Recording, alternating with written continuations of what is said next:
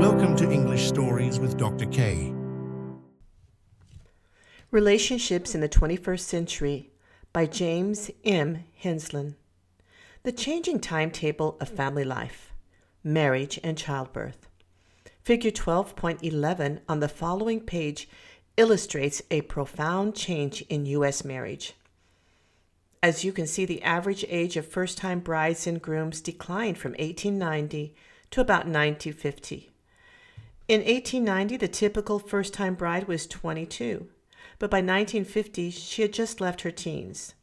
For about 20 years, there was little change. Then in 1970, the average age took a sharp turn upward, and today's average first-time bride and groom are older than at any other time in U.S. history.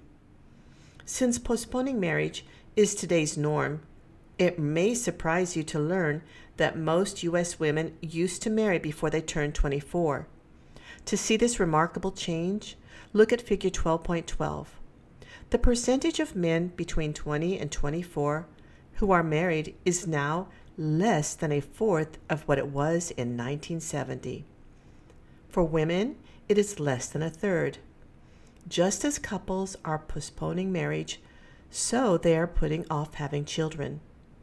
Today's average U.S. woman now has her first child at age 26, the highest age in U.S. history. Why have these changes occurred? The primary reason is cohabitation.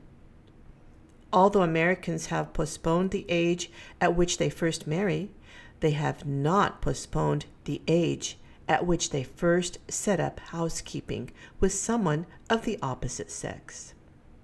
Let's look at this change. Cohabitation. To see one of the most remarkable trends in the United States, look at figure 12.13.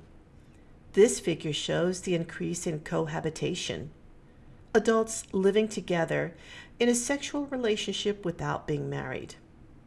I know of no other social trend that has risen this steeply and consistently. Cohabitation, once a furtive activity, has moved into the mainstream. Today, somewhere between 1/2 and 2/3 of couples cohabit before marriage.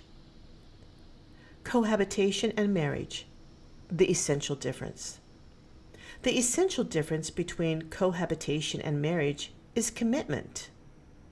In marriage, the assumption is permanence. In cohabitation, couples agree to remain together for as long as it works out.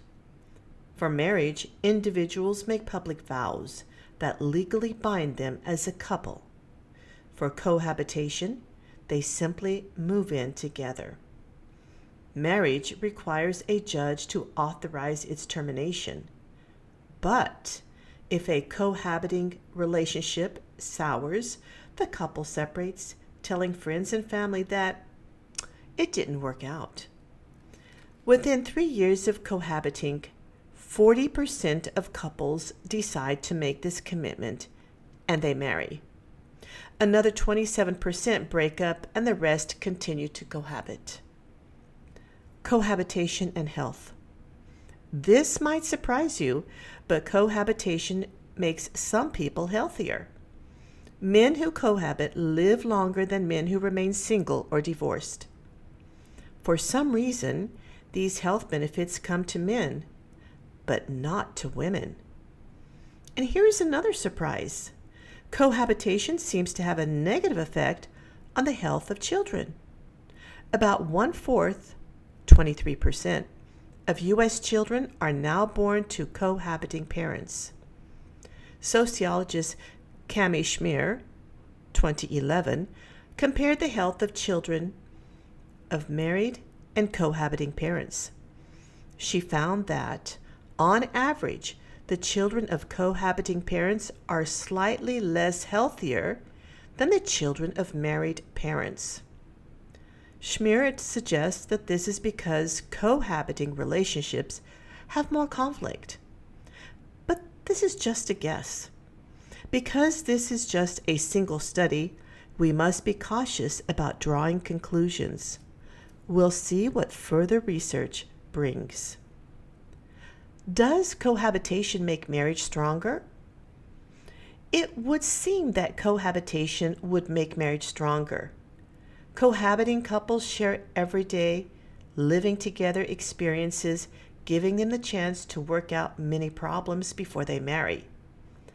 So, are couples who live together before marriage less likely to divorce than couples who did not cohabit before marriage?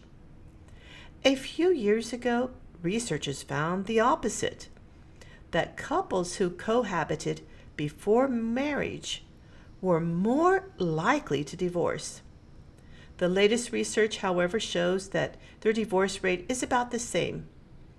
If this finding holds, we can conclude that cohabitation neither weakens nor strengthens marriage.